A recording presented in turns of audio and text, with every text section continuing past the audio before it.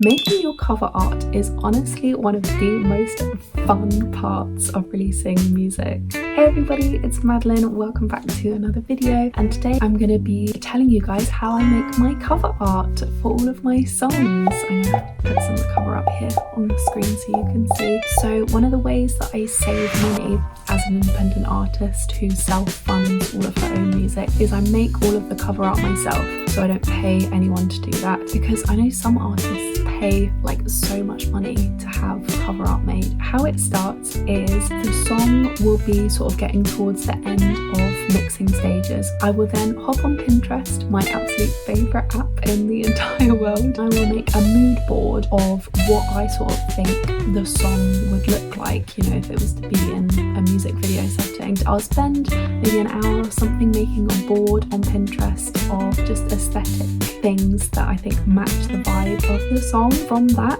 I will normally hone in on what sort of colours I want to use, what's like the vibe. Is it comedic? Is it sort of storytelling? Is it sexy? Once I've got that aesthetic picture built up, I will then normally have like a rough idea of what I want the cover art to look like. Most of my cover art normally features my face, because I want people to know that it's me and I've written the song. Also, one really good thing about having your face on your cover art as an independent artist is often with some of the streaming platforms, when you release music, they'll be really annoying and not put your song on your profile. They'll put it on someone else's profile that's got your name, but at least if it's got your face on the cover art, people know that you've made this song. You can fix that problem, by the way, just by emailing your distributor, but it's like really annoying. Although actually I haven't been able to fix it on Amazon Music yet. All of my music on Amazon Music is on somebody else's platform, and Amazon are not replying to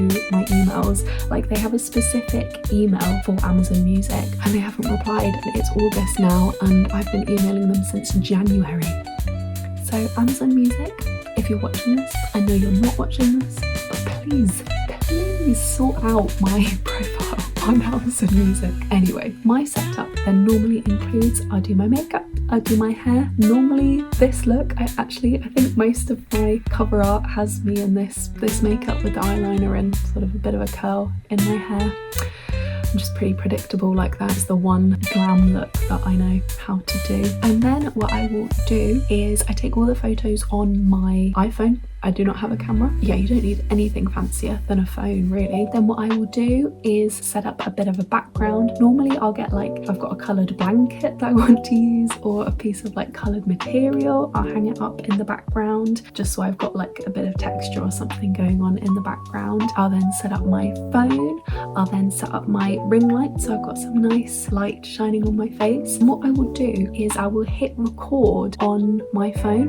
Won't actually like set a timer and take pictures. I'll just hit record and I'll kind of do lots of poses to the camera, like just sort of in the moment while it's recording. Like, so I could sort of be like this and then like this, and just sort of like test things out and try different angles and stuff like that, all while it's rolling. So you can kind of be in the flow of it, and not get hung up about trying to get the perfect photo there and then. And I'll normally have about 3-4 minutes of footage of loads of different poses. That will kind of be enough. I'll then go through that video and just like really slowly scroll through the video and actually screenshot the poses that I think work really well. Then I'll normally have about 20 different poses that I've screenshotted that I think are really good, and I'll just kind of whittle those down. Once I've got the final shots that I'm really happy with, just for transparency, I do actually edit all of my cover art on my iPad. I completely appreciate that an iPad is not accessible for everyone, so we're going to go through it, how I would do it for free and then how I would do it on my iPad as well. Once I've got all of my photos, I then pretty much always use this free app called Tezza to edit the photos.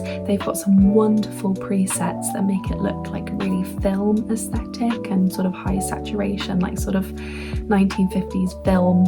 Yeah, aesthetic, which is kind of the vibe that I often go for. Sometimes I'll just pick one of those presets and think, yeah, that's a really, really good aesthetic. Your cover art always has to be a perfect square. The best resolution is 6000 by 6000 pixels. That's kind of the max that you can upload, but that is then like the best resolution. So if it's just a photo of your face, you could literally just upload it as a square like that, and that would be absolutely fine. So many artists do that. That kind of simplicity can be really, really lovely. It's really lovely to see an artist's face right there, because if you come across a song that you haven't heard before and you see them, you kind of almost instantly really feel connected to that artist. And in that Tezza app, they've got loads of different effects and settings you can do. Like you can add some grain, they've got this like hazy aesthetic, you can add a bit of a glow or a bit of a blur to the photo and makes it look really, really nice and cool. I've used that in some of my cover artwork. If you then did want to add some text on the screen, Canva is a really, really good free website to use that can really easily add text onto photos. They've got some amazing font presets on there. In your cover art, you can only have your name and the title of the song if you're releasing as an independent artist. Your cover art will get rejected if it features any other symbols or words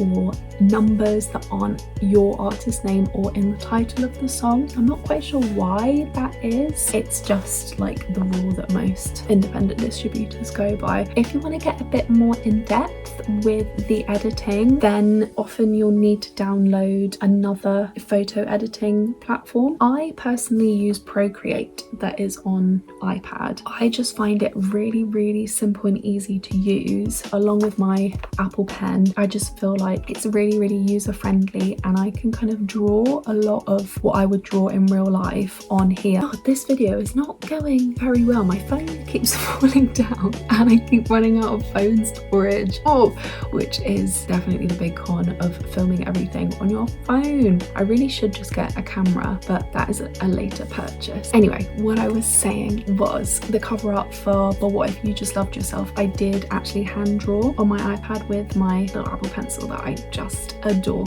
So that is all hand drawn. I also sometimes hand draw little embellishments and stuff on my cover art. So the cover art for Never Enough, I drew those stars, which have actually become a little bit of a theme now in all my like YouTube thumbnails and artwork and stuff, is I'll draw those like those stars and hearts and stuff. And then I will almost always sign all of my cover artwork with my own signature, just saying Madeleine. Although I forgot to do that for the cover art for Never Enough, and I was so annoyed when I realised that, because once a cover art is up on your distributor, you can't change it, which is something really good to note. That was really annoying. I wish I had signed it Madeleine at the bottom, but anyway, on Procreate you can do like drawing, overlaying your photo, you can do some cool text, like they've got loads of text in the app. You can then hand draw stuff, and there's so many more possibilities when you use that app. Making your cover art does not need to be crazy, it does not need to be hard. Like I literally just use my phone. I use a ring light that I do have that I bought for like £10 from the corner shop near me,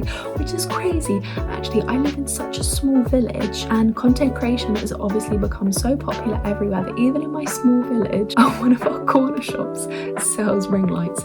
It's not a very good ring light, I must add. It has a phone holder. It doesn't hold the phone, so I don't know what the point of that is. Anyway, just use your phone and like a lamp. You can use a lamp like that for your lighting, and I literally just use a blanket as my backdrop. It would obviously be lovely to get to a point one day where I can have like a photographer take all of my cover art photos, but I'm not there yet, and so I just have to use what I have. Out of everything, I would really recommend use Tezza. Tezza is such a good app. This is not sponsored, by the way. I just really, really like the app for photo editing, and I think I've used it on all of my cover artwork. Thanks so much for watching, guys. If you want a bit more in-depth explanation on how I use maybe Procreate, I will definitely do another video on that if you want. Otherwise, thank you so much for watching, and I'll see you in the next video.